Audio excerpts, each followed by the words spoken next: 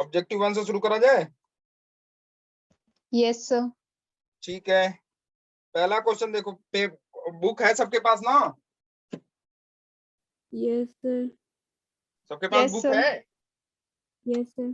ठीक है, पहला क्वेश्चन देखो, in a situation the contact force by a rough horizontal surface on a body placed on it has constant magnitude.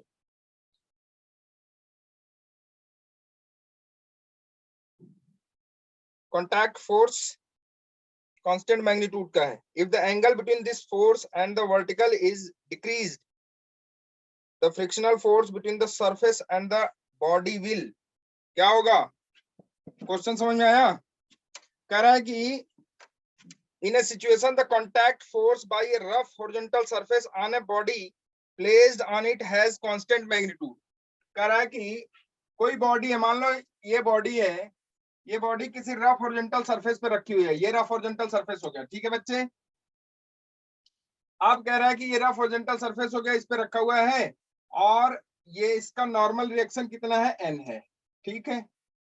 और मान लो कि वेट इसका W है, नॉर्मल रिएक्शन n कह रहा है, वो कह रहा है नॉर्मल रिएक्शन क्या है? कॉन्टैक्ट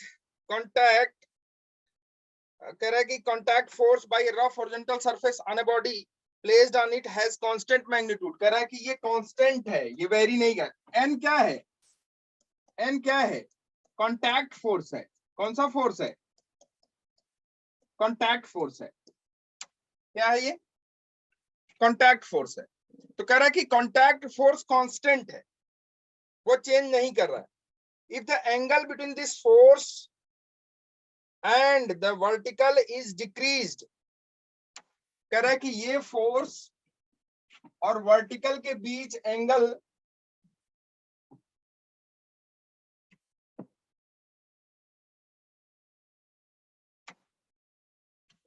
इस फोर्स और वर्टिकल के बीच एंगल घटा रहे हैं। इस फोर्स और वर्टिकल के बीच एंगल क्या कर रहे हैं? घटा रहे हैं, डिक्रीज हो रहा है। Decrease the frictional force between the surface and the body will, decrease. Surface के बीच फ्रिक्शनल फोर्स डिक्रीज करेगा, इंक्रीज करेगा, क्या करेगा? डिक्रीज। बोलो, डिक्रीज करेगा? कैसे बताओ? क्योंकि F डायरेक्टली प्रोपोर्शनल होता है n। F directly proportional n होता है, ठीक है? F डायरेक्टली प्रोपोर्शनल n होता है, तो उससे क्या हो गया? उससे क्या हो गया? F डायरेक्टली प्रोपोर्शनल n होता है, उससे क्या हो गया? कैसे आपने कह दिया कि डिक्रीज हो रहा है?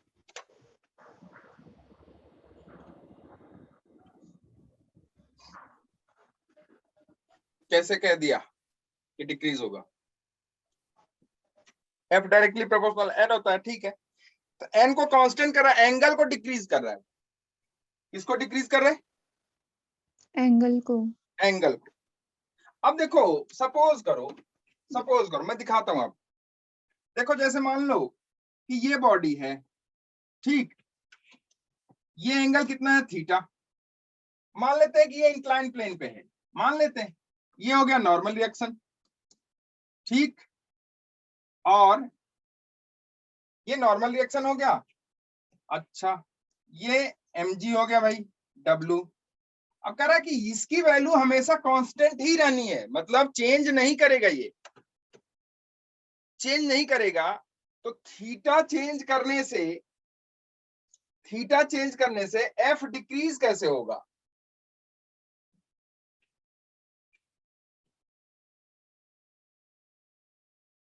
सोचो। इक्वल टू म्यू एन है ना? हाँ, म्यू एन है। बताओ, तो इससे क्या हो गया? म्यू एन है, f is equal to mu into N, ठीक है? तो क्या हो गया उससे?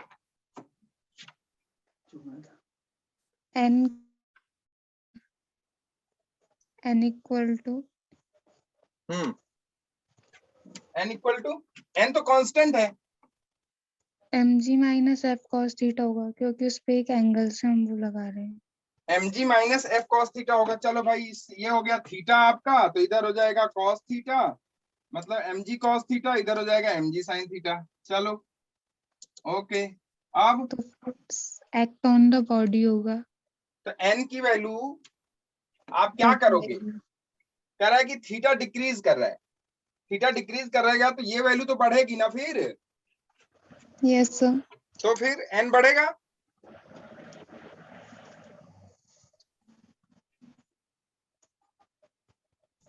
बताएं? सर डायग्राम दूसरा नहीं हो सकता है? चलो बताते हैं, देखो। सर अगर डायग्राम दूसरा हो तो, हम्म, डायग्राम अगर दूसरे तरीके से बनाए डायग्राम किसी तरीके से बना लो। तो फोर्स उस पे अगर एक एंगल से लग रहा है ऊपर से, हम्म। तो फिर n इक्वल टू जो मैंने बोला था हम्म। f minus M G cos theta. देखो बता रहे हैं, देखो बच्चे अगर ठीक उसके है, ऊपर सोच रहे हो, इधर देखो, जो फ्रिक्शन फोर्स होगा वो तो इधर ही होगा ना, कोई दिक्कत नहीं है ना इसमें, तो नो फ्रिक्शन सर। फोर्स तो इधर ही होगा यस सर। इंक्लाइंड प्लेन में।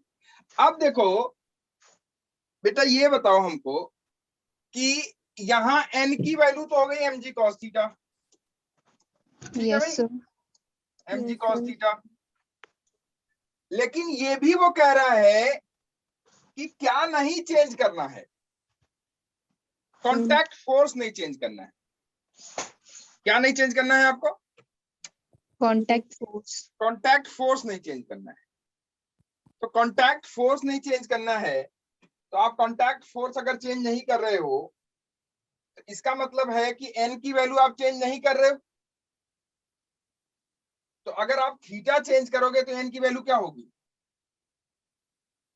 चेंज होगी कि नहीं Yes, होगी? sir. Yes, sir.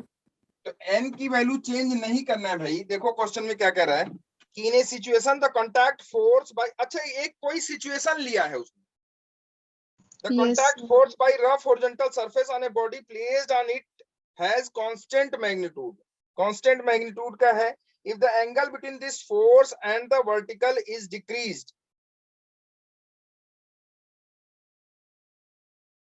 एक्चुअल में जो n की वैल्यू है वो चेंज नहीं कर रहा है, तो कोई सिचुएशन है जिसमें n की वैल्यू चेंज नहीं हो रही है। अब देखो यहाँ पे ध्यान से समझो कि अगर हम लोग मैक्सिमम फ्रिक्शन फोर्स कितना होगा, अगर आप देखो ध्यान से, तो मैक्सिमम फ्रिक्शन फोर्स किसके बराबर होगा? मैक्सिमम फ्रिक्शन फोर्स होगा आपका, मैक्सिमम जो फ्रिक्शन फोर्स होगा वो तो होता है म्यू इंटू एन के, होता है ना, Yes, sir. ठीक है। Yes sir. लेकिन फ्रिक्शन कितना लगता है, जितने की जरूरत है। तो Yes, मान sir. लेते हैं कि ये बताओ कि उस समय जो फ्रिक्शन लग रहा है, अगर यहां देखा जाए तो फ्रिक्शन उतने को ही रोकेगा, किसको रोकेगा, mg sin थीटा को। तो यहां जो फ्रिक्शन होगा हो सकता है कि mg sin थीटा के बराबर हो। अगर friction mg Yes, sin sir. Theta के बराबर है और आप थीटा अगर डिक्रीज कर रहे हो, थीटा डिक्रीज कर रहे हो, तो ये वैल्यू डिक्रीज होगी कि इंक्रीज होगी? डिक्रीज होगी। अगर ये वैल्यू डिक्रीज होगी इसका मतलब f की वैल्यू क्या होगी? नहीं आया समझ में? अगर थीटा डिक्रीज करेगा तो साइन थीटा घटेगा ना भाई। डिक्रीज करेगा। थीटा 90 से, अगर थीटा 90 पे 1 हो, मतलब थीटा 90 अगर ले रहे हो तो साइन थीटा और साइन 91 हो गया। तो 90 से लेके आप 0 की तरफ बढ़ोगे तो साइन की वैल्यू घटती है ना। Yes, sir. तो साइन की वैल्यू Yes. घटी, साइन की वैल्यू घटी, इसका मतलब एफ की वैल्यू घटेगी। Sir. घटेगी। नहीं आया Yes, समझ? sir. घटेगी। क्लियर आया है? sir. एफ की वैल्यू घटेगी। आ जाओ सेकेंड। अब देखो सेकेंड क्या कह रहा है कि while walking on ice one should take small steps to avoid slipping. This is because smaller steps ensure large friction, larger friction, smaller friction, larger normal surface, normal force, smaller normal force. बताओ, छोटा छोटा डग बढ़ाते हैं, कह रहा है वो। जब हम आइस पे, while walking on ice, जब हम आइस पे चलते हैं तो one should take small steps to avoid slipping. कहता है कि वो छोटा छोटा डग इसलिए बढ़ाते हैं कि क्या अवॉइड करना चाहते हैं वो, स्लीपिंग को। तो स्लीपिंग को अवॉइड करना चाहते हैं, Slip this because smaller steps ensure, smaller steps क्या ensure करता है? Larger friction, smaller friction, larger normal force, smaller normal force. बताओ जल्दी. Smaller friction. friction. हैं? Yes sir. Smaller Smaller friction. friction. क्यों? फर्स्ट लॉ के हिसाब से F equal to mu N होता है. अगर हम छोटे स्टेप लेंगे आइस पे तो उसका रिएक्शन जो होगा वो भी छोटा ही होगा. रिएक्शन क्या होगा? छोटा होगा ना. Normal reaction for exerted by ice is small. अगर हम छोटे स्टेप लेंगे तो हम पे फ्रिक्शन भी थोड़ा ही लगेगा. Therefore the step ensure smaller friction. अगर हम लार्ज लेंगे तो फ्रिक्शन लार्ज होगा. स्मॉल लेंगे तो फ्रिक्शन स्मॉल होगा. स्लिप होने के चांसेस बढ़ेंगे अगर हम लार्ज मैं ज्यादा पैर बढ़ाऊं तो स्लिप होने के चांसेस बढ़ जाएंगे. Yes sir. क्यों? क्योंकि बढ़ेंगे. अगर हम छोटे छोटे से लेंगे तो फिर हमारा वेट भी थोड़ा उस हिसाब से होगा. यस. जो पैर पे हमारा नॉर्मल रिएक्शन होगा यस सर. वो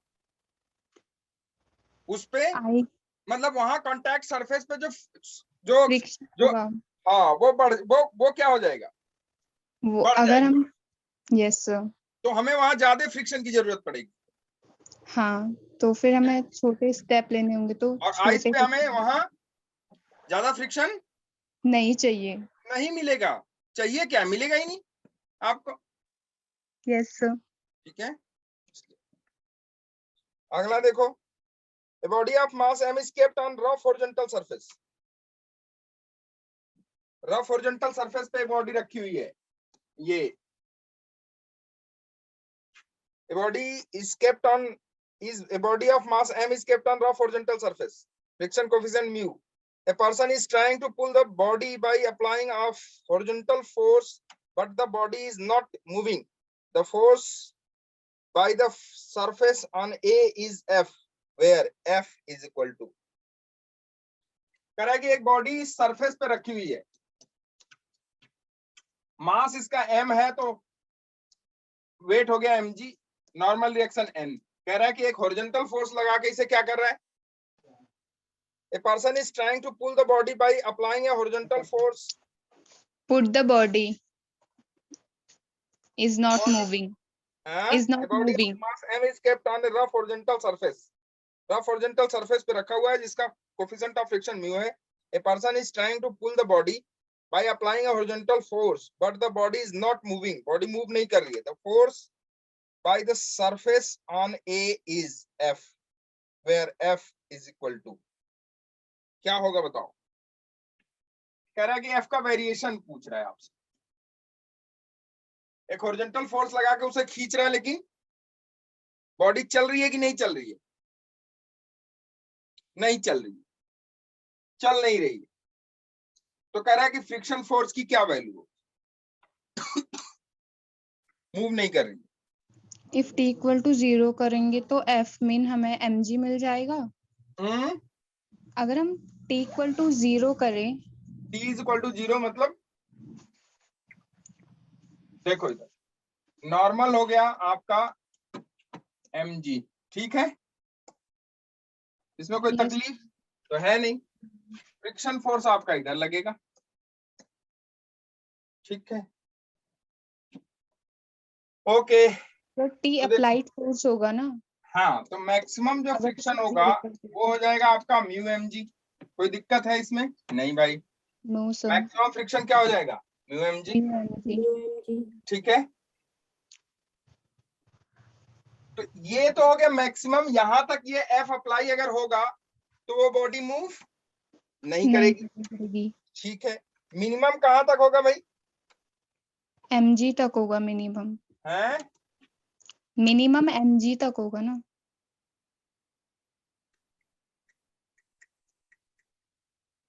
ये तो हो गया मैक्सिमम. मिनिमम कहां तक होगा? mg तक. Yes sir. ठीक है. तो कहने का मतलब है कि जो हमारा F होगा वो कहां से कहां तक वेरी करेगा? mg से mg. म्यू mg से म्यू mg तक. Yes sir. नहीं ऑप्शन यार, ना ना ना ना सर ना एफ मैक्स इक्वल टू होगा ना root M G square plus T square. तो टी को हमने म्यू एम जी लिया है तो उसकी वजह से हमारा T square mu M G square नहीं हो जाएगा। फिर उससे हम एम जी कॉमन ले लेंगे, फिर अंदर 1 plus mu square 1 minus mu square बच जाएगा। ना ना ना 1 प्लस म्यू स्क्वायर अंदर बच जाएगा। क्वेश्चन कुछ और कह रहा है बच्चे। ये सर अगर टी फोर्स एक्टिंग कर रहा है, कह रहा है कि a person is trying to pull the body by applying a horizontal force but the body is not moving. ठीक है, the force by the surface on A is F. The force so a person is trying to pull the body but by applying a horizontal force but the body is not moving. The force by the surface on A is F. अच्छा, surface के कारण अगर जो हम force है वो F है। Sorry, yes sir, अगर हम टी को 0 लेंगे तो हमारा एफ में नाप का एम जी होगा और फिर हमें टी मैक्स लेंगे ना, फ्रिक्शन को हमें मैक्स लेना है तो टी देखो इक्वल इधर म्यू एम जी हो जाएगा। देखो, फ्रिक्शन फोर्स हमारा ये हो गया, ठीक। Yes sir. और जो सरफेस के कारण फोर्स लग रहा है वो F इधर हो गया, ठीक। ये जो रिजल्टेंट फोर्स होगा, ये जो रिजल्टेंट फोर्स होगा, ये रिजल्टेंट फोर्स किसके बराबर होगा? अगर ये F देखो तो ये F किसके बराबर है? mg के, ठीक है। यहाँ जो n दिया है ना, एक्चुअली n नहीं, ये क्या है?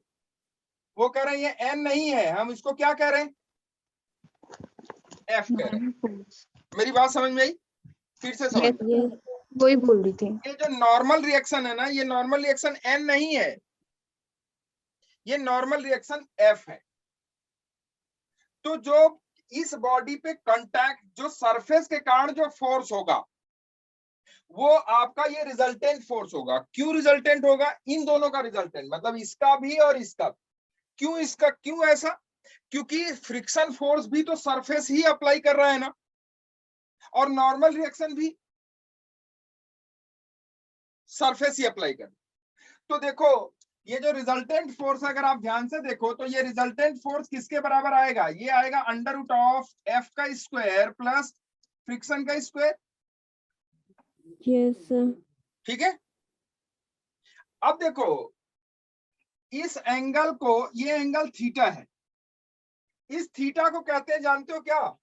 देखो, इस थीटा को कहते हैं, मैंने आप लोगों को शायद नहीं पढ़ाया ये चीज, इसको कहते हैं एंगल ऑफ फ्रिक्शन। क्या कहते हैं इसे?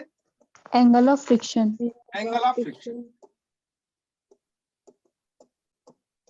एंगल ऑफ फ्रिक्शन क्या होता है कि वो एंगल ऑफ फ्रिक्शन होता है कि angle between normal reaction and resultant of friction and normal reaction. Angle between normal reaction and resultant of normal and friction force. Friction force और नॉर्मल का जो रिजल्टेंट है ये आर, ये आर, और जो नॉर्मल रिएक्शन है उनके बीच का जो एंगल है वो एंगल ऑफ फ्रिक्शन कहलाता है। और ये एंगल ऑफ फ्रिक्शन ही बताता है कि इस पे जो कांटेक्ट फोर्सेस लग रहे हैं वो कितने कितने सॉरी, इस पे जो कांटेक्ट फोर्सेस हैं, इस सरफेस के कारण जो कांटेक्ट फोर्सेस है ना, वो कौन कौन से हैं? एक तो नॉर्मल फोर्स हो गया, दूसरा फ्रिक्शन हो गया। फ्रिक्शन भी किसके कारण से है? सरफेस के कारण से ही है। यस मेरी बात समझ में आएगी नहीं? बताओ। तो अब देखो, अगर आप यहां ध्यान से देखो तो आर की वैल्यू हो जाएगी आपकी कितनी? आर हो जाएगा अभी, ये आर हो जाएगा under root of F square plus friction का स्क्वायर। अब एफ स्क्वायर क्या? एम स्क्वायर जी स्क्वायर हो जाएगा, यस प्लस फ्रिक्शन का स्क्वायर। फ्रिक्शन का स्क्वायर कितना होगा भाई? फ्रिक्शन का स्क्वायर मान लो एफ स्क्वायर। अब आप ध्यान से देखना, देखो, अब ये जो आर है ना, इसी आर को वो कांटेक्ट फोर्स कह रहा है। क्या कह रहा है वो? Contact force. Contact force. अब जो ये आर है, ये हो गया आपका कांटेक्ट फोर्स। अच्छा भाई, अब आप इस पे फोर्स अप्लाई कर रहे हो जबकि बॉडी मूव नहीं कर रही, तो फोर्स आप एफ की वैल्यू आप 0 भी ले सकते हो। सॉरी सॉरी सॉरी, यहां जो फोर्स आप अप्लाई कर रहे हो, बॉडी मूव नहीं कर रही, तो बॉडी मूव नहीं कर रही इसका मतलब कि 0 से लेके आप इस फोर्स तक आप एक अप्लाइड फोर्स लगाओगे। मान लो ये फोर्स पी हो गया, तो ये फोर्स पी की वैल्यू अगर 0 आप रखोगे, क्या रखोगे? 0 0। तो फ्रिक्शन फोर्स कितना होगा? 0 हो जाएगा उस समय। जब फ्रिक्शन फोर्स 0 हो जाएगा तो आर की वैल्यू क्या हो जाएगी? कांटेक्ट फोर्स की वैल्यू क्या हो जाएगी? mg mg। ध्यान से समझना, मैं जो समझा रहा हूं क्लियरिटी आ जाएगी आपके अंदर। देखो इधर, इसे मैं दूसरे पेज पे लेके चल रहा हूं। ये देखो, ये आपका बॉडी है, मतलब वो बॉडी है, इस पे ये mg हो गया नीचे की तरफ, ये f वो कह रहा है जो कि, सॉरी ये f वो f नहीं है, कह रहा है कि अच्छा, the body is not moving, the force by अच्छा, the force by the person by the surface on A is F, the force by the surface on A is F।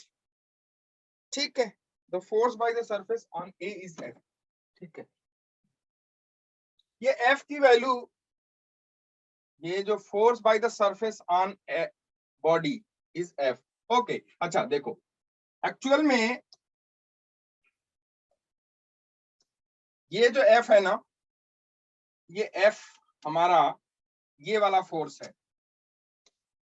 इधर देखो, ये आपका फ्रिक्शन फोर्स हो गया। मान लो body इधर move करने वाली है, मान लेते हैं, ठीक है। अच्छा, इस पे देखो जो फ्रिक्शन फोर्स हो गया, वो फ्रिक्शन फोर्स की वैल्यू हो गई म्यू इंटू mg। ठीक है भाई, ओके, मैक्सिमम, ये मैक्सिमम है, ठीक है। अच्छा, जो हमारा कांटेक्ट फोर्स है, वो हमारा कांटेक्ट फोर्स ये हो गया आपका फ्रिक्शन फोर्स, ये हो गया आपका नॉर्मल रिएक्शन, ये हो गया आपका नॉर्मल रिएक्शन, ये नॉर्मल रिएक्शन, और इसके बीच ये जो फोर्स है कांटेक्ट फोर्स F, यही एंगल थीटा। एक्चुअली ये वाला कांटेक्ट, ये R नहीं, ये F है क्वेश्चन से, तो ये F हो गया आपका। तो अगर ये F हो गया, N की वैल्यू हो गई आपकी mg, तो जो F की वैल्यू होगी वो हो जाएगी आपकी, देखो F is equal to under root of N का स्क्वायर प्लस F का स्क्वायर। ठीक है भाई, कोई दिक्कत? Yes, sir. अब No, अब sir. अब ना, चूंकि ये F आपको पकड़ में नहीं आ रहा ना, मुझे भी अभी तक पकड़ में आया था, अब आ गया, क्लियर है। अब देखो, जो ये F है, ये F, इस F की वैल्यू, इस F की वैल्यू मिनिमम कितनी होगी? mg. जब फ्रिक्शन मिनिमम होगा। yes sir फ्रिक्शन मिनिमम कितना होगा? 0 0। yes फ्रिक्शन मिनिमम कितना होगा? F की value minimum, F minimum, F minimum, minimum कब होगा? जब फ्रिक्शन क्या होगा? 0। When F friction is equal to 0, then F will be minimum, और मिनिमम की वैल्यू कितनी हो जाएगी भाई? N। mg okay, F maximum कब होगा? जब फ्रिक्शन क्या होगा? मैक्सिमम। तो मैक्सिमम F पे, मैक्सिमम फ्रिक्शन पे, मैक्सिमम फ्रिक्शन कितना है? Mu into mg। तो F मैक्सिमम कितना हो जाएगा भाई? F मैक्सिमम हो जाएगा आपका अंडर रूट ऑफ, देखो तो, नॉर्मल रिएक्शन mg, mg का स्क्वायर प्लस फ्रिक्शन, फ्रिक्शन आपका म्यू mg है, म्यू mg का स्क्वायर। दिख रहा है आप लोगों को? yes sir नहीं दिखा? दिख रहा है? ओके, yes sir दिख ये रहा है देखो, तो ये हो गया आपका मैक्सिमम फोर्स, और ये हो गया आपका minimum force, minimum contact force है ये। तो मिनिमम कांटेक्ट फोर्स आपका N है, और मैक्सिमम कांटेक्ट फोर्स आपका ये है। तो देखो, F जो वेरी कर रहा है वो कहां से कहां वेरी कर रहा है? ध्यान से अगर आप देखो, तो mg से लेके कहां तक, कहां तक बोलो? अंडर रूट ऑफ mg का square plus mu square mg का स्क्वायर। यहीं तक तो वेरी कर रहे हैं। Yes sir. अगर आप ध्यान से देखो तो ये हो गया mg is less than or equal to f is less than or equal to mg under root of 1 plus mu square।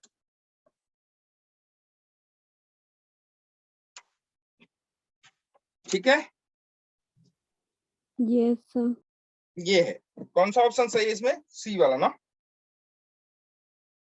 एक आप लिख लो एंगल ऑफ फ्रिक्शन, लिखो वर्ड एंगल ऑफ फ्रिक्शन, ये आप बना लो, फिर लिखो एंगल ऑफ फ्रिक्शन, क्योंकि मुझे लग रहा है कि मैंने वो पढ़ाया नहीं आपको। एंगल ऑफ फ्रिक्शन भी नहीं पढ़ाया है और दूसरा एक एंगल ऑफ रिपोज भी नहीं पढ़ाया आपको। एंगल ऑफ फ्रिक्शन लिख लो। हाँ, वो मैं मुझसे छूट गया।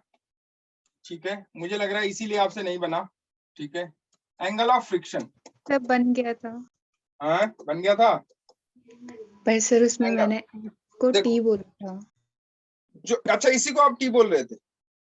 यस सर, मैंने बोल दिया था टी अप्लाइड फोर्स है उस पे, आपने सुना नहीं था ढंग से। टी अप्लाइड नहीं है, अगर आप But- टी अप्लाइड करो तो वो गलत है। सर अप्लाइड फोर्स को टी मान ले ना। अच्छा, आपने टी मान लिया। देखो यस एक्चुअली सर। ये जो फोर्स है, ये जो एफ है, वो एफ आपका एक्चुअल में वो कांटेक्ट फोर्स है। कांटेक्ट फोर्स यहाँ दो है, एक नॉर्मल रिएक्शन और दूसरा फ्रिक्शन फोर्स। तो यस सर। फ्रिक्शन फोर्स भी तो बॉडी के जो है सरफेस के कारण ही तो है फ्रिक्शन, अदरवाइज नहीं होता। हवा में चला तो नहीं है। मेरी बात समझ में आ रही है ना? Yes sir. तो जो यहाँ फ्रिक्शन फोर्स है और जो हमारा नॉर्मल रिएक्शन है, ये दोनों कांटेक्ट फोर्स है। इन दोनों फोर्स का जो रिजल्टेंट है, इन दोनों फोर्स का जो रिजल्टेंट है, रिजल्ट। वो रिजल्टेंट एक्चुअल में किसी बॉडी पे कांटेक्ट फोर्स है। एक्चुअल में किसी बॉडी पे कांटेक्ट फोर्स। ठीक है, अब देखो लिख लो इस बात को, एंगल ऑफ फ्रिक्शन लिखो। जैसे एक बॉडी है, इस बॉडी को आपने एक सरफेस पे रखा, इस बॉडी का मास मान लो m है, और इसका अगर हम फ्री बॉडी डायग्राम बनाएं, इस बॉडी का सेल्फ वेट एक mg नीचे की तरफ, नॉर्मल रिएक्शन ऊपर की तरफ।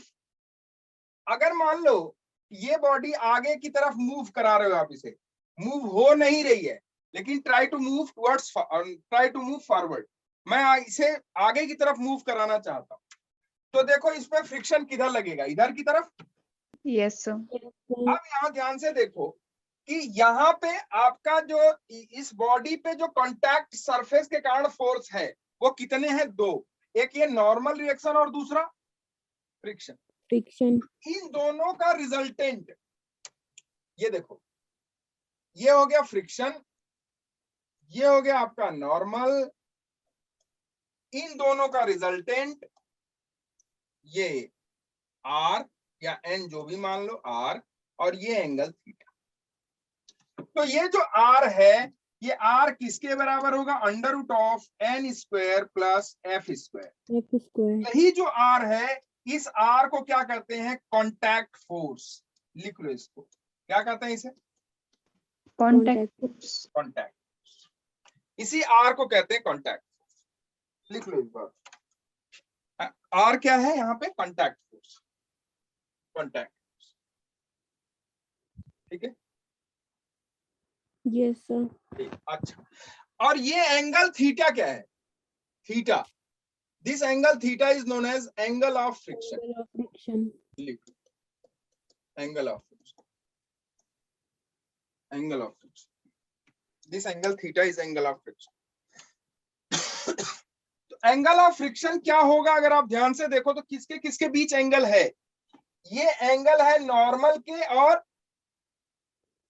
रिजल्ट है contact force. Angle between normal and contact force. Contact force. लिख लो इसको, angle between normal and contact force is known as angle of friction. Angle between normal and contact force, normal and contact force is known as angle of friction. Angle between normal and contact force.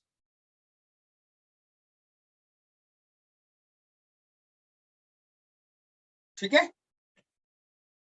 Yes, clear है? sir.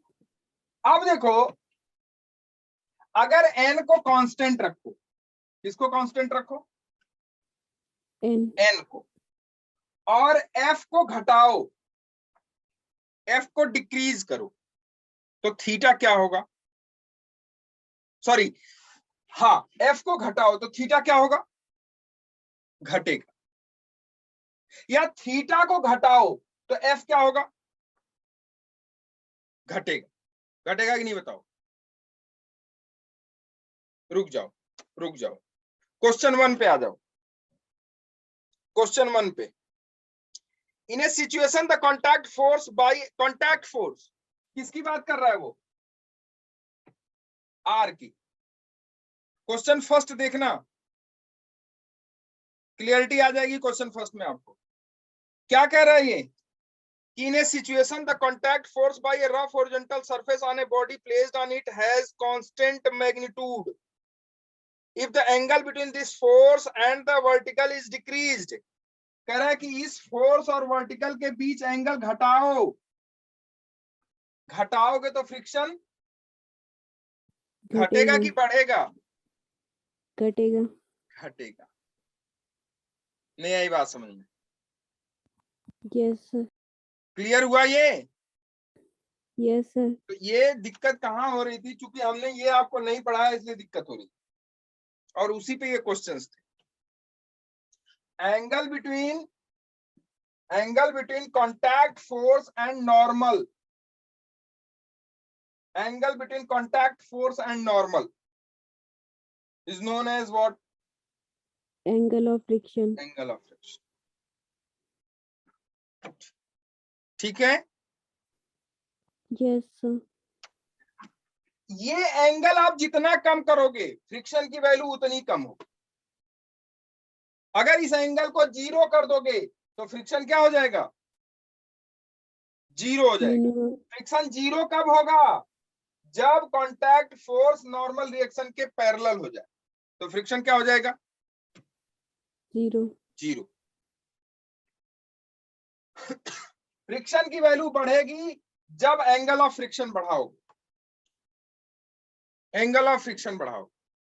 Slipping के case में यही होगा, जब skating करेगा, जब वो ice पे चलेगा, तो वो एंगल ऑफ फ्रिक्शन क्या करना चाह रहा है? वो स्मॉल स्टेप से कम, एंगल ऑफ फ्रिक्शन कम करेगा तो नॉर्मल रिएक्शन कम होगा, सॉरी कांटेक्ट फोर्स क्या होगा? कम होगा। कांटेक्ट फोर्स कम क्यों होगा? क्योंकि फ्रिक्शन फोर्स क्या करेगा? स्मॉलर होगा, स्मॉलर फ्रिक्शन होगा। नहीं आई बात समझ में? ठीक है, तो आप इस कांटेक्ट फोर्स को पकड़ के रखो। ये कांटेक्ट फोर्स है, सरफेस के कारण ये फोर्स है। सरफेस के कारण यहाँ 2 फोर्स लग रहा है, एक नॉर्मल फोर्स, दूसरा फ्रिक्शन फोर्स। नॉर्मल फोर्स और फ्रिक्शन फोर्स का जो रिजल्टेंट फोर्स है वही कांटेक्ट फोर्स है। ठीक है, Yes, sir. ठीक है, ओके। अब आ जाओ फोर्थ क्वेश्चन पे। A scooter starting from rest move with constant acceleration for a time delta t1। ठीक, डेल्टा t1 के लिए कांस्टेंट एक्सेलरेशन से मूव कर रहा है। Then with a constant velocity for the next delta t2, and finally with a constant deceleration for the next delta t3 to come to rest. A 500 Newton man is sitting on the scooter behind the driver, managed to stay at rest with respect to the scooter without touching any other part. The force exerted by the seat on the man is, बोलो, force exerted by the, जब वो constant acceleration से चलेगा तो क्या net force उस पर लग रहा है कि नहीं लग रहा है? अरे एक्सेलरेशन से चलेगा, अगर कांस्टेंट एक्सेलरेशन से चलेगा बच्चे, तो कांस्टेंट एक्सेलरेशन से चलने का क्या मतलब है? उस पर नेट फोर्स लग रहा है कि नहीं, ये बताओ। No, sir. कांस्टेंट एक्सेलरेशन से चलेगा तो नेट फोर्स नहीं लगेगा। कांस्टेंट वेलोसिटी से चलेगा तो नेट फोर्स लगेगा, सॉरी नेट फोर्स नहीं लगेगा। लेकिन कांस्टेंट एक्सेलरेशन से चल रहा है तो लगेगा। नेट फोर्स लगेगा भाई। कह रहा है एक स्कूटर है जो कि move starting from rest moves with a constant acceleration for delta t1। Delta t1 के लिए कांस्टेंट एक्सेलरेशन से चल रहा है, कांस्टेंट एक्सेलरेशन से डेल्टा t1 टाइम ये हो गया मान लो, इसमें उससे कांस्टेंट एक्सेलरेशन से चल रहा है। चल रहा है और T3 से कांस्टेंट और deceleration. t3 constant D acceleration से, यस सर। ठीक है, t3 कांस्टेंट डी एक्सेलरेशन से, ये हो गया t3 मान लो, डेल्टा t3 ये कांस्टेंट डी एक्सेलरेशन से, और यहां से यहाँ कांस्टेंट एक्सेलरेशन ना वेलोसिटी से बीच में, ये वैल्यू। स्टेप 1 हो गया, ये स्टेप 2 हो गया, ये स्टेप 3 हो गया।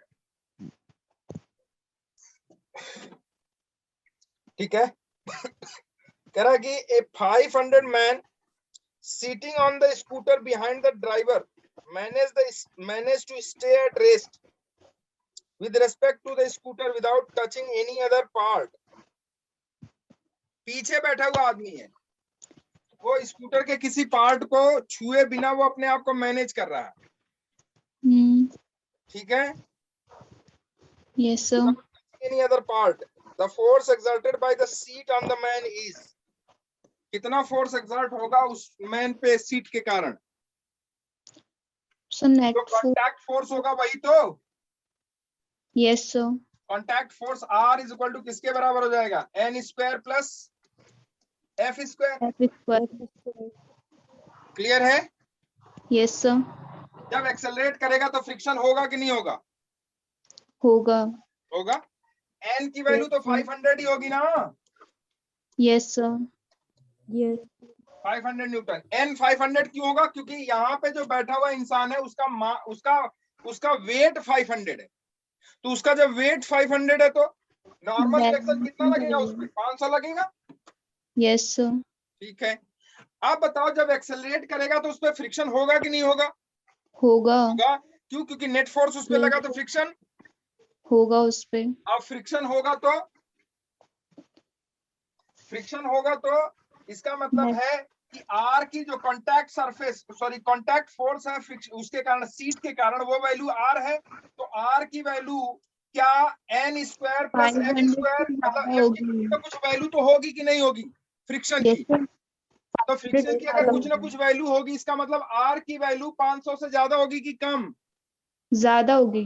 तो 500 से ज्यादा। तो पहले वाले केस में तो जो कांटेक्ट फोर्स होगा वो ग्रेटर देन 500 होगा, ग्रेटर देन 500। 500 पहले वाले केस में।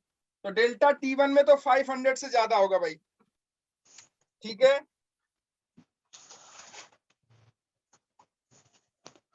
T1 and T3 हैं? For time T1 and T3 में होगा ना। मैं अभी किसकी बात कर रहा हूं, मैं पहले वाले की बात कर, क्लियर है। यस सर दूसरे वाले केस में डेल्टा T2 में बताओ, डेल्टा T2 में इस T2 टाइम में क्या कांस्टेंट स्पीड है उसकी, स्पीड अगर कांस्टेंट तो एक्सेलरेशन स्पीड स्पीड कांस्टेंट तो एक्सेलरेशन कांस्टेंट जीरो यार, जीरो। स्पीड कांस्टेंट तो एक्सेलरेशन जीरो। और एक्सेलरेशन जीरो तो फ्रिक्शन फोर्स जीरो। क्योंकि net force zero, friction force zero होगा। फ्रिक्शन फोर्स जीरो मतलब F जीरो, तो R की वैल्यू किसके बराबर हो जाएगी सेकेंड केस में, 500 न्यूटन के। 500 न्यूटन के बराबर हो जाएगी। Yes sir. क्लियर है। Yes sir. ठीक। तीसरे केस में आ जाओ, इसमें रिटार्ड कर रहा है, इसमें क्या कर रहा है, रिटार्ड कर रहा है, तो नेट फोर्स जिधर होगा उसके अपोजिट फ्रिक्शन फोर्स होगा। तो क्या रिटार्डिंग के केस में फ्रिक्शन फोर्स होगा कि नहीं होगा, क्योंकि वहां पे भी तो भाई रिटार्डिंग का मतलब क्या, एक्सेलरेशन तो है उसमें कि नहीं है, एक्सेलरेशन है लेकिन अपोजिट डायरेक्शन में, मोशन की अपोजिट डायरेक्शन में। तो होने दो, क्या फर्क पड़ता है।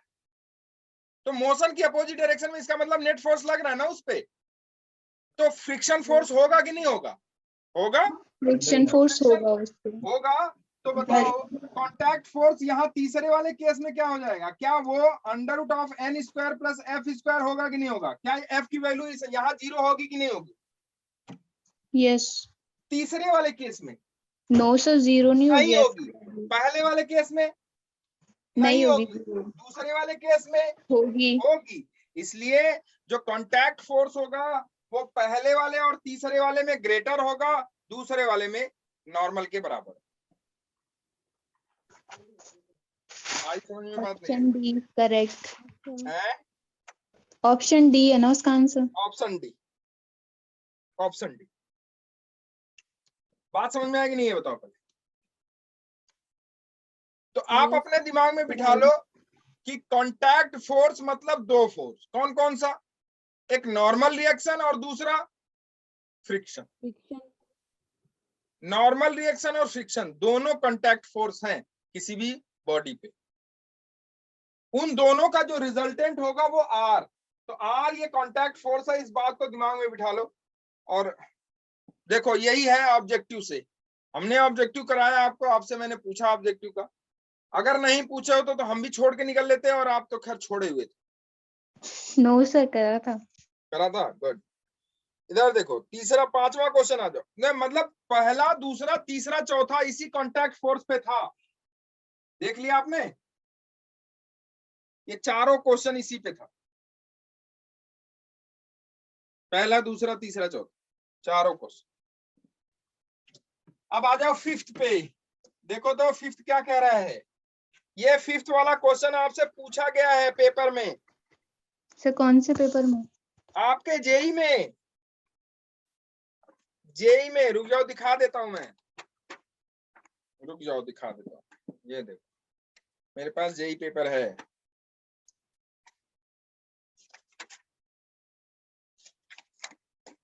अगर आपको दिख रहा हो थोड़ा सा, तो ये question number 15, sorry question number 22 mains 2015 में दिख रहा है क्या? और नजदीक लाऊं? सर नहीं दिख रहा। देखो अब देखा, अब देखो दिखा? सर नहीं ब्लैक दिखा? हो गया। अच्छा ब्लैक हो गया, ओके। ये देखो, ये आपको पूछा गया क्वेश्चन है, ये क्वेश्चन नंबर 22 है, मेंस में पूछा गया ये। और सेम क्वेश्चन है, सिर्फ वहां बॉडी दोनों ना सेम कर दिया था, यहाँ अलग अलग है। पढ़ लो क्वेश्चन को, एचसी वर्मा का वो इंपॉर्टेंस है, इसलिए मैं बार बार आपसे कहता हूँ कि बनाओ एचसी वर्मा। देखो इधर, consider the situation shown in figure, the wall is smooth but the surface of A and B in contact are rough, the friction on B due to A in equilibrium. कह रहा है कि जो ए है ये है बी आपका, कह रहा है कि सरफेस दोनों के बीच क्या है, मतलब वॉल तो स्मूथ है, वॉल क्या है? स्मूथ है स्मूथ सरफेस। है, और इन दोनों के बीच सरफेस जो है ना वो रफ है, इन दोनों के ए और बी के बीच। तो ये बताओ, अब तो आपने फोर्स इस पे इधर लगाया, ऐसे लगाया है, फोर्स वो लगाया है कि नहीं बताओ? Yes sir. इक्विलिब्रियम में रखने के लिए जो ए वाला है वो बी पे किधर फोर्स, फ्रिक्शन फोर्स लगाएगा, यही आपसे पूछ रहा है। The friction on B due to A in equilibrium, the friction on B due to A के कारण बी पे जो फ्रिक्शन होगा डाउनवर्ड होगा। पक्का? पक्का। अच्छा देखते हैं भाई कैसे। And the surface A and B is in contact are rough. A के कारण बी पे पूछ रहा है, the friction on B due to A. Net vertical force on system is in the downward direction. Net vertical force downward होगा। देखो इधर मैं बनाता फ्री बॉडी डायग्राम, बना लो। इसकी जो ये वाली बॉडी है ए वाली, वो हमेशा उसकी टेंडेंसी किधर की तरफ होगी आने की? दोनों की नीचे की तरफ होगी आने की ना। दोनों पे फ्रिक्शन, दोनों पे जो दोनों का जो सेल्फ वेट है वो तो नीचे की तरफ है, ठीक है भाई। अब देखो ये जो बॉडी ए है वो हमेशा नीचे स्लिप करेगी क्योंकि इस पे फ्रिक्शन तो लग ही नहीं रहा कि लग रहा है। ये वाली बॉडी पे फ्रिक्शन किधर लगेगा? ए वाली पे। ए वाली को पहले रोको। ए वाली को रोकने के लिए आपको इस पे फ्रिक्शन किधर देना पड़ेगा? जिससे भाई देखो यहां से तो नहीं रुकेगा, कि रुकेगा यहां से? नहीं रुकेगा। क्यों? क्योंकि ये सरफेस स्मूथ है, यस सर। यहां से नहीं रुकेगा। तो कहां से रुकेगा? ये बी वाला ए को रोकेगा। तो बी वाला ए को रोकेगा, चूंकि ए नीचे की तरफ आना चाहेगा, तो बी वाला ए को रोकेगा। तो ए पे फ्रिक्शन किधर लगाएगा जिससे कि ये रुक जाए? ऊपर। ऊपर की तरफ। तो ए पे जो फ्रिक्शन होगा वो ऊपर की तरफ होगा। ये friction on A due to B होगा। Yes sir. नहीं आया समझ में? आया sir. Friction on A due to B. B. इस ए को रोकने के लिए फ्रिक्शन बी ने ए को किधर दिया? ऊपर की तरफ। तभी तो ये रुकेगा। इसको बैलेंस करो भाई। mg किधर आ रहा है? नीचे। ये फ्रिक्शन ही तो इसको बैलेंस करेगा, नहीं तो ये नीचे चला आता। यस नहीं सर। आया? ठीक। कितना Yes, sir. होगा ये अलग केस है, किधर होगा ये अलग केस है। ठीक है। अब आपने ए पे दिखाया बी के कारण वो ऊपर की तरफ, तो बताओ बी पे किधर होगा? अब बी का फ्री वर्ड डायग्राम बना दो। बी का फ्री वर्ड डायग्राम बनाओ। एम बी जी हो गया नीचे, ये हो गया एफ, इधर एक नॉर्मल लग जाएगा एन, इस पे इधर लग जाएगा नॉर्मल एन। ठीक है। और इस पे फ्रिक्शन किधर लग जाएगा? नीचे, डाउनवर्ड। डाउन। क्योंकि ये वाला रोकने के लिए ऊपर, इधर फ्रिक्शन किधर हो जाएगा? ये इसका क्या एक्शन का रिएक्शन होगा कि नहीं होगा? Yes sir. एक्शन का रिएक्शन। तो इस पे फ्रिक्शन किधर लगेगा? नीचे। ये हो गया F friction on B due to A. तो मुझे लगता है डाउनवर्ड होना चाहिए। क्या आंसर है? 5 का। ऑप्शन बी है, the system can not remain in equilibrium. अरे यार, सर वो इक्विलिब्रियम का था, मैंने बोला तो था। Net vertical force on the system हाँ, तो डाउनवर्ड इस पे डायरेक्शन तो होगा। वर्टिकल फोर्स तो नीचे की तरफ लगी रहा है, हाँ वो डाउनवर्ड होगा, तो वो वो डाउनवर्ड ही है। सिस्टम तो ये कैन तो नॉट, नीचे चला ही आएगा। हाँ, तो वो इक्विलिब्रियम में नहीं होगा। ये इक्विलिब्रियम में नहीं रहेगा। हाँ सही कह रहे हो। तो उन्होंने सही है। इक्विलिब्रियम में पूछा था, हैं? उन्होंने क्वेश्चन में The इक्विलिब्रियम में friction on पूछा है B ना। due to A in equilibrium. The yes sir. friction on B due to A in, अच्छा इक्विलिब्रियम के लिए पूछा था। नहीं तो यस ये सर। इक्विलिब्रियम सिस्टम कहाँ रहेगा? क्योंकि ये वाला इस पे तो सारा फोर्स नीचे की तरफ लग रहा है, तो एमबी को बैलेंस करेगा कौन? एमबी को बैलेंस करेगा कौन? कोई नहीं। तो एमबी को बैलेंस अगर कोई नहीं करेगा, इसका मतलब ये नीचे चला जाएगा धड़ धड़। सही यार। यहाँ तो बैलेंस हो गया, तो यहाँ एक्शन का रिएक्शन होगा इधर नीचे की तरफ, और नीचे की तरफ हो गया, इसका मतलब यहाँ ये भी नीचे, ये भी नीचे। इसका मतलब इसको बैलेंस करने वाला कोई है ही नहीं, इसको बैलेंस करने वाला कोई नहीं है, तो ये किधर की तरफ आ जाएगा? डाउनवर्ड। डाउनवर्ड। इसका मतलब जब ये डाउनवर्ड आएगा तो ये भी डाउनवर्ड आएगा। नहीं आया समझ में? Yes sir. कोई बैलेंस करने वाला कोई नहीं है, नहीं। इसका मतलब ये इक्विलिब्रियम में नहीं होगा। सही बात है। The system can not remain in equilibrium. वाह, क्या क्वेश्चन था ये। सर जो दूसरा क्वेश्चन है वो इसी पे है, हैं? जो सेकंड क्वेश्चन है जो डायग्राम है उस पे ही, सिक्स्थ क्वेश्चन उसी पे है। इसी पे है। सपोज हाँ। All the surfaces in the previous problem are rough, the direction of friction on B. अब सारा सरफेस रफ कर दिया, अपवर्ड है, अपवर्ड तो है। सारा सरफेस अगर रफ कर दिया तो इस पे फ्रिक्शन किधर लगेगा? बी के हाँ, कारण ऊपर ए की पे तरफ। अपवर्ड लगेगा। ठीक है, यस सर। ये ऊपर की तरफ, इधर इधर फ्रिक्शन हो गया, इधर फ्रिक्शन हो गया ऊपर की तरफ, क्योंकि ये स्लिप करेगा नीचे की तरफ तो फ्रिक्शन हो गया ऊपर की तरफ। ठीक है भाई, ये वाला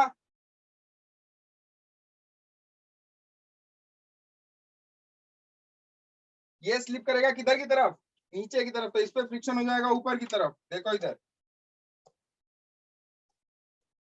इस पे फ्रिक्शन हो जाएगा ऊपर की तरफ, यहाँ यहाँ।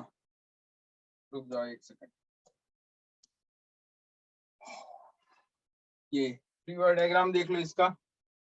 तो इस पे फ्रिक्शन हो जाएगा ए वाले पे, ये हो गया ए, इसका हो गया MAG।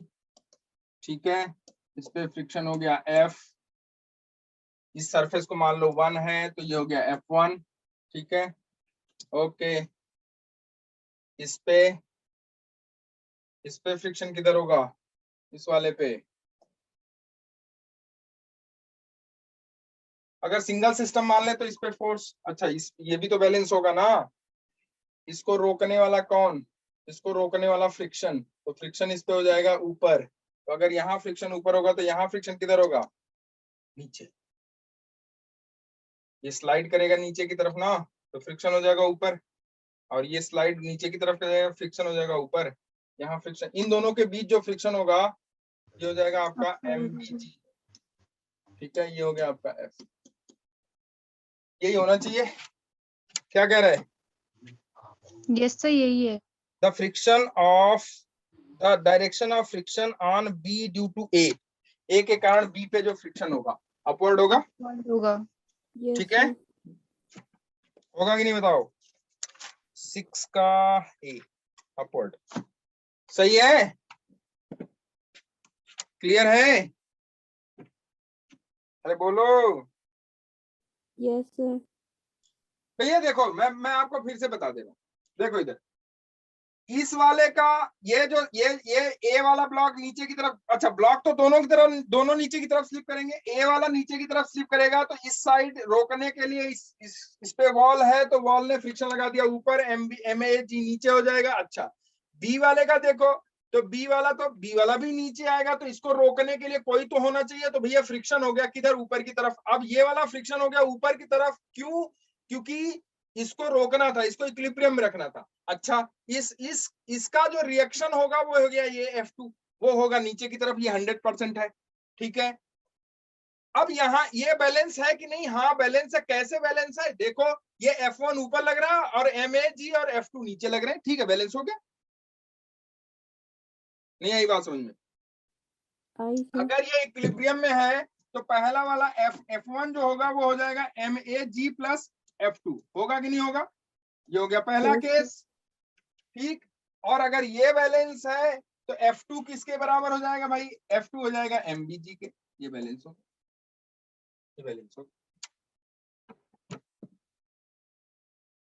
ठीक है, अब देखो इसी पे Yes, क्वेश्चन पूछा गया था 22 में, करा दे रहा हूं आपको। Given in the figure are two blocks A and B of weight 20 and 100 newton. कह रहा 220 और 200 न्यूटन है। A एंड B, A 20 है और B 200 है, B 100 है। देखो A को कितना दे दिया 100 और B को कितना दे दिया 20। ठीक है, 20 Newton. These are being pressed against a wall by a force F as shown in figure. If the coefficient of friction between the blocks is 0.1 and between block B and the wall is 0.15, मतलब इस wall के बीच कितना है friction? Mu is equal to 0.15, और इन दोनों के बीच कितना है? 0.1 है। कितना है? 0.1 है। The frictional force applied by the wall in block B is, if frictional force applied by the wall on block A is, कितना फ्रिक्शन फोर्स लगेगा इस पे, इस वाले पे? ये पूछ रहा है आपसे, कितना फ्रिक्शन फोर्स लगेगा, ये पूछ रहा है आपसे। कितना लगेगा बोलो भाई, जितने की जरूरत है। कितने की जरूरत है? कितने की जरूरत है? ये रुक जाए। कितना इसका वेट है? यस सर, कितना वेट है? 100। 100। तो 100 न्यूटन होना चाहिए। सर क्वेश्चन कौन सा है? एफ की वैल्यू दिया है क्या? एफ की वैल्यू तो नहीं दिया यार, देखते हैं। नहीं यार, क्वेश्चन 100 कैसे नंबर होगा भाई? अरे 100 सर कैसे क्वेश्चन होगा? नंबर ये हो कौन गया सा है? 100 और ये हो गया F2, इतना लगेगा ना इस पे फ्रिक्शन। तो इस पे फ्रिक्शन कितना लगेगा? अरे भाई इस पे फ्रिक्शन लगेगा, इसको होल्ड करने के लिए कितना लगेगा? MAG प्लस F2, यही तो होगा। Yes sir. मैं क्वेश्चन बोल देता हूँ, लिख लो, लिखो लिखो। Given in figure, given in figure, given in figure, देखो ये फिगर दिया हुआ है, गिवन इन फिगर। ये ब्लॉक बी हो गया, ये ए हो गया, उल्टा कर दिया इन्होंने, ठीक है। Given in figure are two blocks A and B of weight 20 and 100 Newton. ये है आपका, ये है आपका 20, बी आपका, ए आपका 20 है और बी आपका 100 न्यूटन है, ठीक है, ठीक है। Respectively these are being pressed against a wall by a force F as shown in figure। इन दोनों को एक फोर्स F से प्रेस कर दिया गया है। These are pressed by a force F against wall as shown in figure।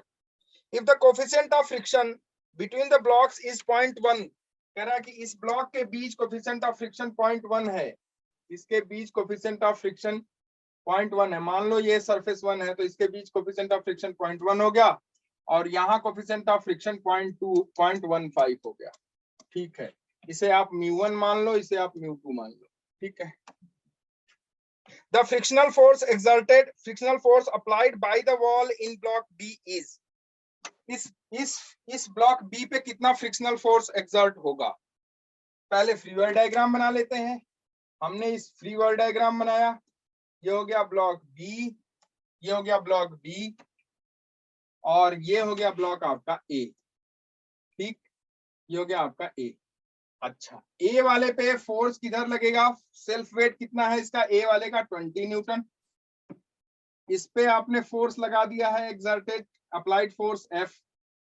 इसका जो फ्रिक्शन फोर्स होगा वो होगा ऊपर की तरफ, ये हो गया आपका एफ ए मान लो। अब जब इस पे फ्रिक्शन फोर्स एफ ए, अच्छा यहाँ एक नॉर्मल रिएक्शन भी होगा, यहाँ मान लो एन, तो यहाँ पे भी नॉर्मल हो जाएगा, वो हो जाएगा एन। इस पे जो फ्रिक्शन होगा ये ऊपर की तरफ होगा एफ ए, तो यहाँ एफ ए फ्रिक्शन हो जाएगा नीचे की तरफ। यहाँ आपका ये सेल्फ वेट इसका 100 न्यूटन है, इस पे फ्रिक्शन हो जाएगा F1 120 या FB, हाँ 120, ठीक है, ओके। अब देखो यहाँ एक नॉर्मल रिएक्शन हो जाएगा N डैश, ये बनेगा फ्री बॉडी डायग्राम। इसका फ्री बॉडी डायग्राम बना लो। अब इन दोनों के बीच जो कांटेक्ट फोर्स है, इन दोनों सरफेस के बीच जो नॉर्मल रिएक्शन होगा या कांटेक्ट, इन दोनों के बीच जो नॉर्मल रिएक्शन होगा वो N इधर की तरफ, एक्शन अगर ये N इधर की तरफ है तो इस पे रिएक्शन N इधर की तरफ हो जाएगा, ठीक है। अब आप देखो यहां से, अगर इसको रोकना है, ये है बी, ये है आपका ए और ये है आपका बी। अगर ए को रोकना है तो एफ ए की वैल्यू कितनी होनी चाहिए भाई? 20 न्यूटन। ठीक। और अगर आपको बी को रोकना है तो एफ बी की वैल्यू कितनी होनी चाहिए? एफ ए प्लस दोनों के 100, सम के बराबर होनी चाहिए। F A plus 100, F A plus 100, 120 आ रहा है फिर। ठीक है, तो एफ ए की वैल्यू कितनी है? 20। तो एफ बी की वैल्यू कितनी हो जाएगी? एफ बी की वैल्यू हो जाएगी 100 प्लस 20, तो कहने का मतलब ये हो जाएगा 120 न्यूटन। कितना? 120। क्या वही क्वेश्चन था ये जो पिछला आपने एचसी वर्मा में करा? Yes sir. ये मेंस 2015 में पूछा गया क्वेश्चन, ये वही क्वेश्चन है जो पिछला आपने एचसी वर्मा में करा, ठीक है। Yes sir. Yes sir. HC Verma के जो क्वेश्चंस हैं वो अपने आप में हैं, इसको आपको बनाना चाहिए, ठीक है। 7वां क्वेश्चन आ जाओ, 7th, ये तो हो गया 6, 7th आ जाओ। वो मैंने आईआईटी का करा दिया, 2015 में पूछा गया था। 7th आ जाओ। 2 cars of unequal masses use similar tires। 2 car unequal mass के हैं, क्या यूज कर रहे हैं? एक ही टाइप का टायर यूज कर रहे हैं, ठीक है। If they are moving at the same initial speed, the minimum stopping distance, अगर दोनों सेम इनिशियल स्पीड पे हैं तो मिनिमम स्टॉपिंग डिस्टेंस क्या होगी? Stopping Same. डिस्टेंस मतलब कितनी दूर जाके वो, कौन वाला कितनी दूर जाके रुकेगा? सेम डिस्टेंस पे रुकेंगे। हैं? Same. 2 cars of unequal masses, दोनों का मास अनइक्वल है। सर इनिशियल स्पीड तो सेम है ना? कह रहा है कि स्पीड उनकी सेम है। हाँ तो फिर फ्रिक्शनल फोर्स, अगर हम उनका मास m1 और m2 मानेंगे ठीक है, तो फ्रिक्शन फोर्स जो m1 पे लगेगा म्यू m1g होगा, हाँ और अगर हम कार को दूसरी कार को m2 मानेंगे तो उसमें म्यू m2g होगा। बिल्कुल होगा। उनका deceleration due to friction force होगा जो वो हाँ mu m1g upon m1 equal to mu g हो जाएगा, m1 का अगर हम लेंगे तो। कांटेक्ट फोर्स जो होगा सर दोनों के केस में, डीएक्सेलरेशन, सो द ड्यू हाँ डीएक्सेलरेशन जो होगा उनका फ्रिक्शनल फोर्स की वजह से, ठीक है, तो वो उन दोनों का सेम होगा, क्योंकि जो हमारी सेकंड इक्वेशन ऑफ मोशन है उसमें s equal to ut plus half at square से, तो वो सेम उस पर रुकेंगी। एक्सेलेरेशन दोनों का डीएक्सेलेरेशन सेम होगा, यस सर। दोनों का डीएक्सेलेरेशन सेम होगा, बिल्कुल सही है। दोनों का अगर डीएक्सेलेरेशन सेम होगा तो तो डीएक्सेलेरेशन सेम होने का मतलब जो फ्रिक्शन फोर्स है दोनों पे क्या लगेगा? सेम लगेगा, तो फिर वो आगे जाके सेम जगह पे रुक जाएगी। is same for both the cars, the yes, minimum stopping distance, same for both 2 the cars car. of unequal masses use similar tires if they are moving at the same initial speed, initial speed दोनों का same है। Yes sir, तो इसीलिए तो initial speed same है मतलब दोनों पे फ्रिक्शन अभी क्या होगा? 0। Yes sir. ठीक है, उसके बाद जब आप ब्रेक लगाएंगे तो डीएक्सेलेरेट, दोनों पे फ्रिक्शन फोर्स, भाई डीएक्सेलेरेट उसको कौन करेगा? जो फ्रिक्शन फोर्स लगेगा दोनों का, होगा तो दोनों पे फ्रिक्शन फोर्स जो होगा वो किसके कारण होगा? कॉन्टैक्ट डीएक्सेलरेशन सरफेस के के कारण, कारण। कॉन्टैक्ट सरफेस के कारण। और हाँ, कॉन्टैक्ट सरफेस पे दोनों का एक्सेलेरेशन क्या होगा? क्योंकि सेम दोनों पे होगा। फ्रिक्शन सेम लगेगा। क्यों? क्योंकि कॉन्टैक्ट सरफेस दोनों का क्या है? एक ही है। Yes sir. तो दोनों का कॉन्टैक्ट सरफेस एक है, इसका मतलब है कि दोनों का कॉन्टैक्ट सरफेस एक होने का मतलब दोनों पे फ्रिक्शन फोर्स सेम लगेगा। अब दोनों पे फ्रिक्शन फोर्स अगर सेम लगेगा तो दोनों का एक्सेलेरेशन क्या हो जाएगा? डीएक्सेलेरेशन क्या हो जाएगा? सेम हो सेम। जाएगा, और दोनों का डीएक्सेलेरेशन सेम होने का मतलब, वो एक साथ रुकेगी। देखो इधर, ये मान लो 1 है, ये हो गया नॉर्मल N1, ये हो गया M1G, कार 1 है ये भारी वाली, और ये कार 2 हो गई M2G, ये N2 हो गया। ठीक है भाई, इस पे जो फ्रिक्शन होगा, अभी इनिशियल में तो फ्रिक्शन नहीं होगा, लेकिन जब स्टॉप करने लगेंगे तो इस पे फ्रिक्शन हो जाएगा म्यू इंटू N1, और इस पे जो फ्रिक्शन हो जाएगा वो हो जाएगा म्यू इंटू N2। यही तो। अच्छा, म्यू इंटू N2। अब जो यहाँ स्टॉप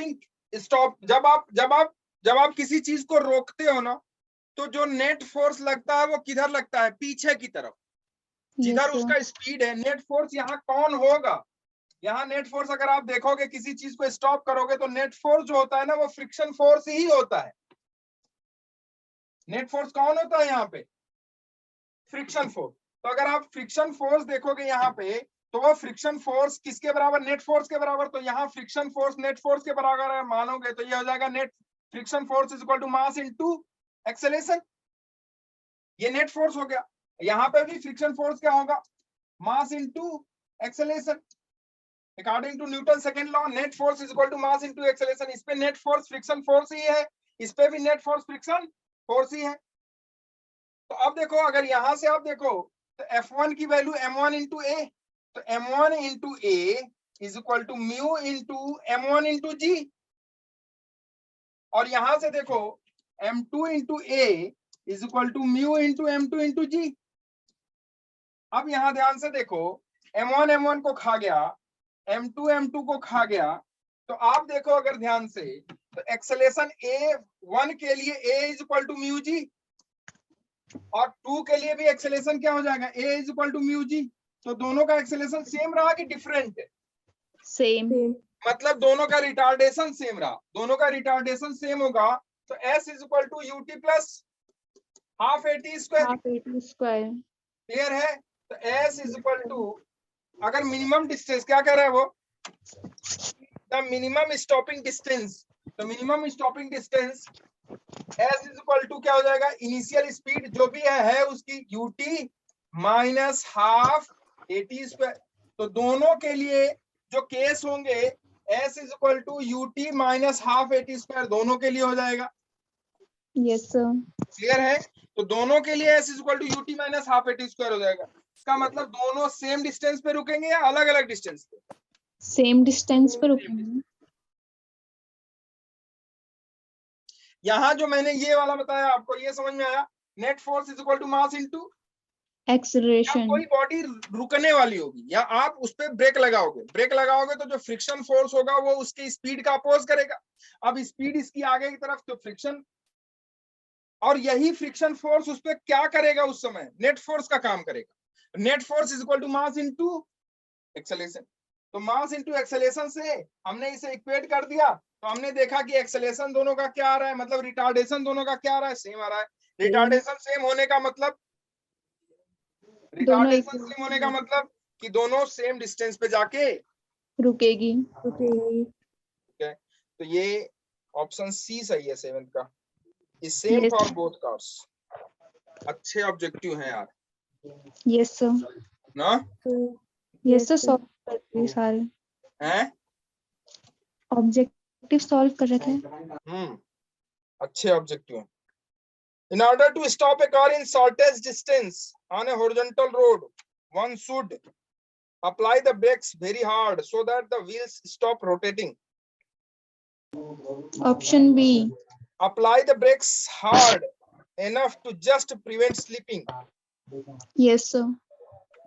Slipping रोक दे बस, तो So, जल्दी रुक जाएगा। हार्ड ब्रेकर को स्लीपिंग, तो वो हमारा नॉर्मल रिएक्शन, जो ऑप्टिमम नॉर्मल रिएक्शन फोर्स है, हाँ। which gives the maximum friction force between tires of the car and the road.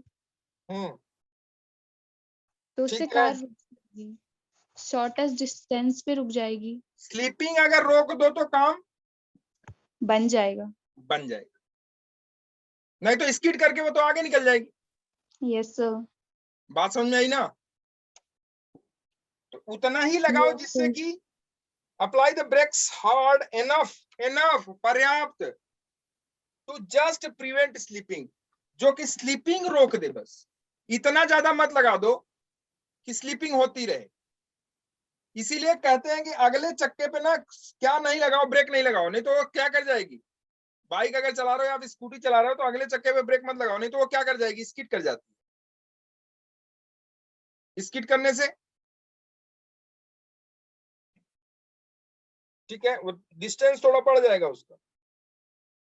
आ जाओ 9th पे। A block A kept on inclined surface just begins to slide if the inclination is 30 degree. कह रहा है कि एक block A है, a block A kept on inclined surface just begins to slide if the inclination is 30 degree. जब inclination 30 degree हो रहा है तो जस्ट ये क्या करने वाला है, स्लाइड करने वाला है। The block is replaced by another block B and it found that it just begins to slide if the inclination is 40 degree. कह रहा है कि एक ब्लॉक A है और दूसरा ब्लॉक B रख दिया उसी पे, सेम सरफेस है। कह रहा है कि जब ये 40 डिग्री पे आया तब ये स्लाइड करने लगा। और ये 30 डिग्री पे था तब स्लाइड करने लगा। तो क्या कह रहा है आगे, it just begins to slide if the inclination is 40 degree, mass A is greater than mass B, mass A is less than mass B. क्या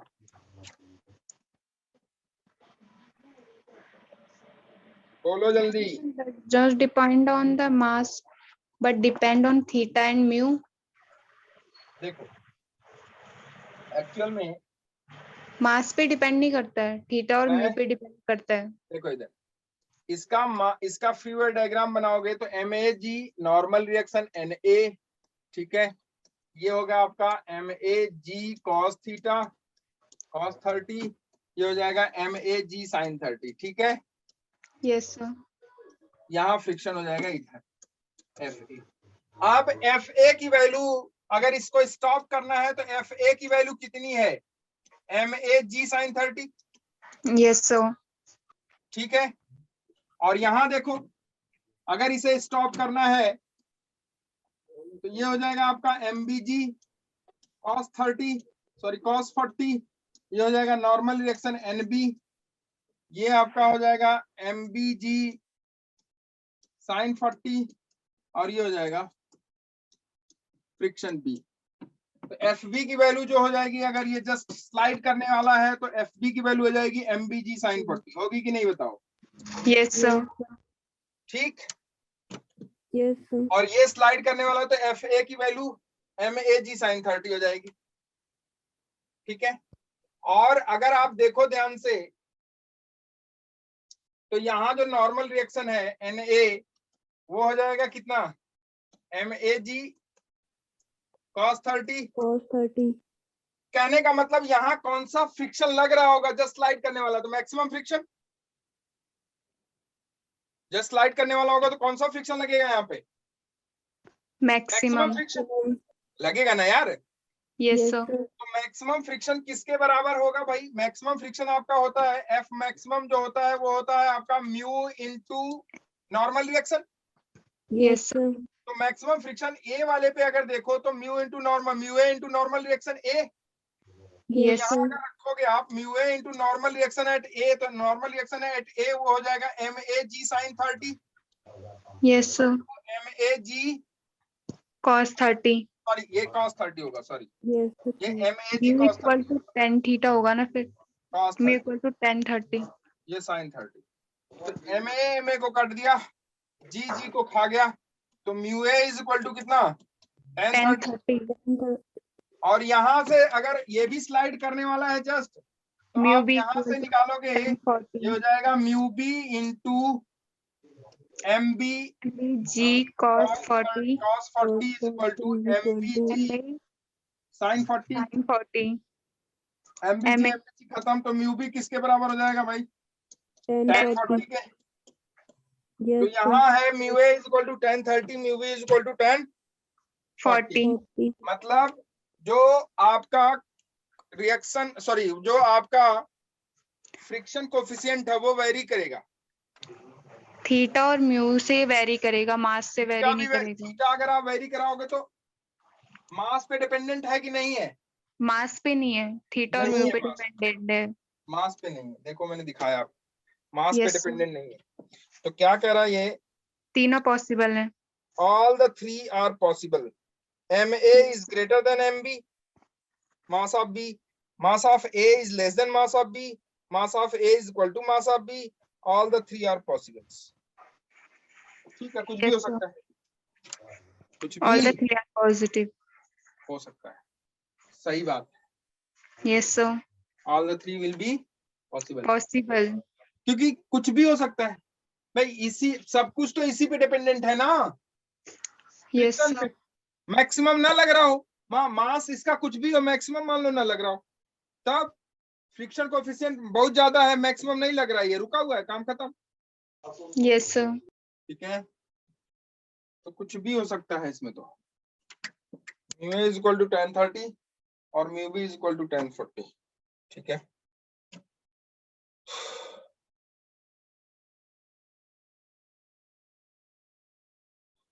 ठीक है, मास ए ग्रेटर मास बी, मास 10th वाला आ जाओ।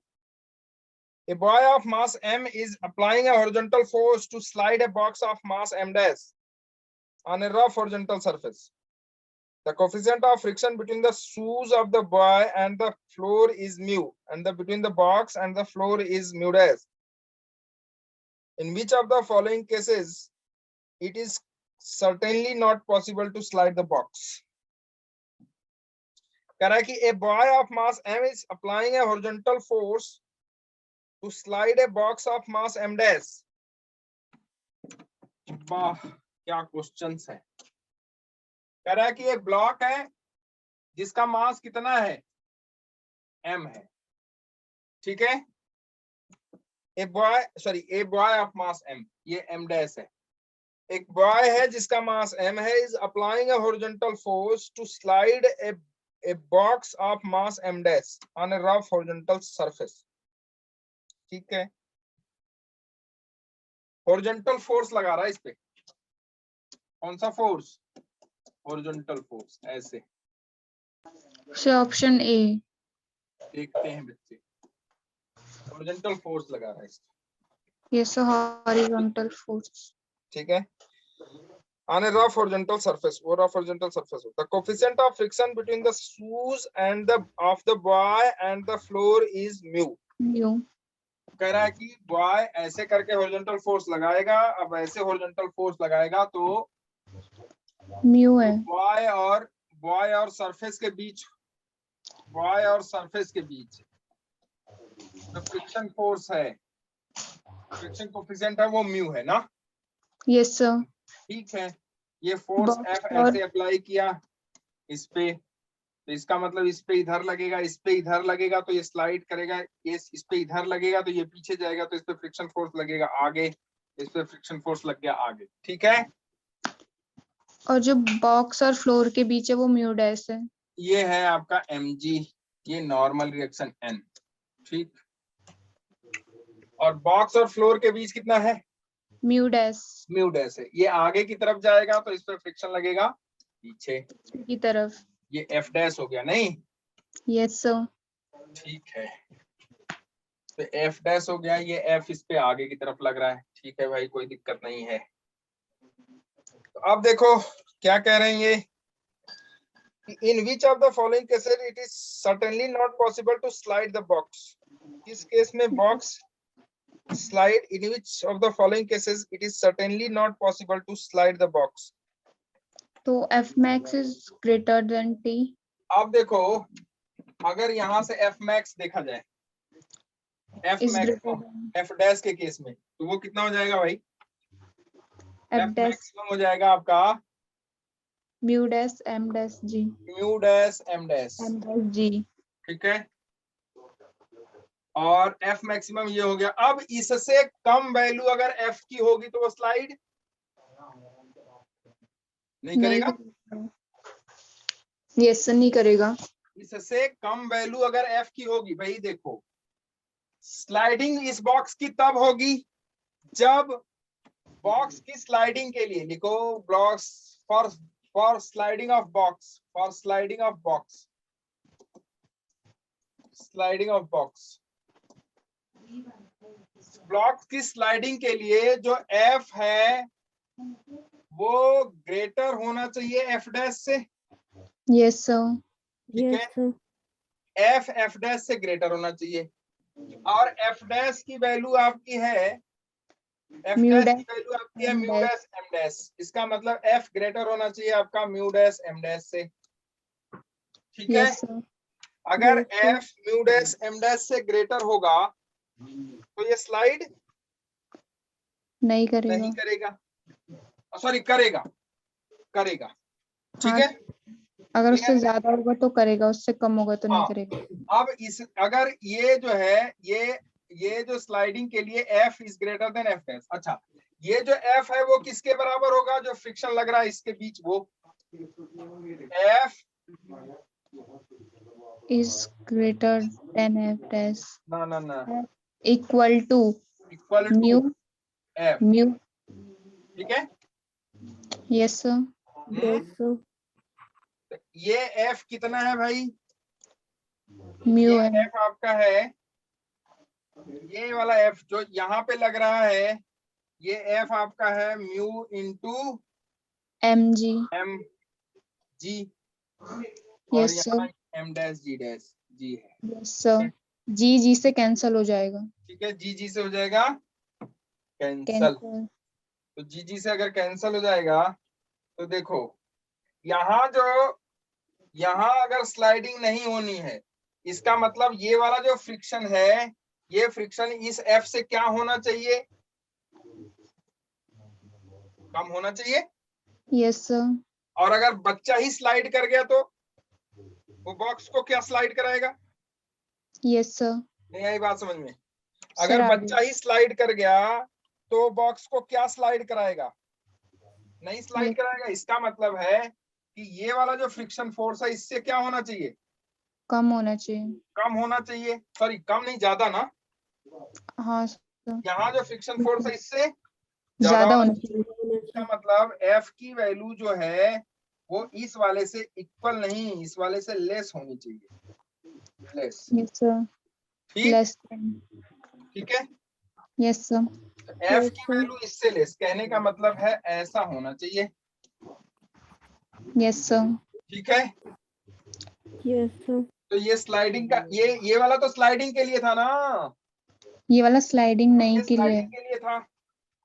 तो कहने का मतलब है कि अगर है एफ की वैल्यू आप देखो तो यहां से देखो, एफ की वैल्यू है एफ की म्यू वैल्यू एफ की वैल्यू वो हो जाएगी less than mu M G. ठीक है, स्लाइडिंग नहीं सर होने के लिए, और यहाँ स्लाइडिंग नहीं होने के लिए एफ की वैल्यू वो भी less than mu dash M dash G होनी चाहिए। यस सर तो स्लाइड नहीं करेगा, स्लाइडिंग के केस में तो यस ये हो सर जाएगा। तो अगर स्लाइड ना करे तो इसका मतलब है कि स्लाइड, अगर क्या पूछ रहा है वो, जस्ट हम लोगों से उल्टा पूछ रहा है। वो कह रहा है कि सर्टेनली नॉट पॉसिबल, मतलब नॉट पॉसिबल तब होगा जब इस एफ की वैल्यू इससे बड़ी होगी, यस सर तो पॉसिबल है ही नहीं। और सर गलत हो गया है शायद कहीं पे नहीं बच्चा, भाई देखो, स्लाइडिंग ना करे, बॉक्स अगर स्लाइड ना करे, सर्टेनली नॉट पॉसिबल मतलब अगर बॉक्स के कह रहा है कि in which of the following cases it is certainly not possible to slide the box, किस केस में बॉक्स स्लाइड नहीं करेगा करेगा ही नहीं। तो किस केस में बॉक्स स्लाइड नहीं करेगा भाई? जब ये वाला फ्रिक्शन फोर्स इस एफ से ज्यादा, इस एफ लगे से ज्यादा, इस एफ से ज्यादा हो जाएगा, तो उस केस में बॉक्स स्लाइड करेगा ही नहीं। वो उल्टा लिख रहे हैं हम लोग यार, यस सर वही मैं बोल रही थी ये उल्टा लिख रहे हैं हम कुछ लोग। ये होगा, गड़बड़ यस सर ये होगा, स्लाइड नहीं करे तो ये होगा ना, ये होगा। यस सर ओके, तो देखो, स्लाइड ना करे इसका मतलब ये होगा, बॉक्स स्लाइड करेगा ही नहीं, तो बॉक्स स्लाइड नहीं करेगा इसका मतलब ये हो गया। अच्छा, अब यहाँ कह रहा है कि ये आदमी भी, भाई देखो, अभी आदमी अगर स्लाइड नहीं करेगा, अगर आदमी भी स्लाइड कर जाए तो भी बॉक्स स्लाइड नहीं करेगा। इसका मतलब यस है सर आदमी अगर स्लाइड कर जाए तो क्या एफ की वैल्यू इस फ्रिक्शन फोर्स से ज्यादा हो जाए? हम लोग उल्टा लिख दिए, ये वाला एफ, ये वाला एफ, अगर ये वाला एफ इस एफ से कम हो जाए तो बच्चा स्लाइड कर जाएगा ना। यस सर हाँ, तो देखो, सर है इसका मतलब ये हो गया हमारा। ठीक, ठीक हो गया। नो हाँ, नो की भाई, सर गलत है गलत कैसे है? अरे ये सर देखो, पड़ा बच्चा होगा अगर स्लाइड कर जाएगा तब भी तो बॉक्स स्लाइड नहीं करेगा। हाँ तो बच्चा स्लाइड कब कर जाएगा? जब उस पे जो ये वाला जो फ्रिक्शन है, ये वाला फ्रिक्शन इस एफ से क्या हो जाए, कम हो जाए। यस सर यही तो। यस सर तो ये जो एफ की वैल्यू है, ये आपका म्यू डैश एम डैश जी, और ये वाला एफ हो जाएगा आपका। तो कहना क्या चाहता है ये? कह रहा है कि तो वो बोल रहा है ना हाँ, तो अगर मैंने तो टी माना है उसमें तो मुझे इसको समझाना है इस आप वाले उसे को, मैंने उसे टी किया ना, द इस कंडीशन वाले को, स्लाइड इज हाँ एफ ठीक है, max is greater than T mu dash M dash G mu dash M dash G is greater than T. आपने एफ माना है, मैंने टी हाँ। माना है, फिर वो अच्छा, चेंज हो जाएगा। ठीक है, ये केस तो सही है ना।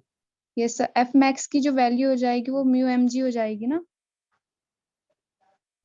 एफ मैक्स की वैल्यू वो म्यू एम जी हो जाएगी। फ्री बॉडी डायग्राम से हो जाएगी हाँ वो। ठीक है, हाँ गुड। फिर जो उससे देखो प्रिवेंटिंग जो स्लाइड कराएंगे म्यू ये एम क्या जी इससे क्या निकालोगे आप, मतलब कहने का ये है इसकी वैल्यू आप म्यू एम जी रख दे रहे हो, is yes less sir, than mu dash M dash G, yes sir, को खा गया यस सर। तो जी जी को खा गया। ये बताओ ये बड़ा है इससे, क्या सिद्ध करना चाहते हो इससे? सर वही तो ऑप्शन है तो ऑप्शन कहाँ है? ये कह रहा है कि सर। म्यू इज है greater than mu dash, mu is less than mu dash, ठीक है, yes, M is less than M और dash, M is less than, M dash. हाँ यार ठीक तो है। यस सर, यही तो मैं बोल रही थी।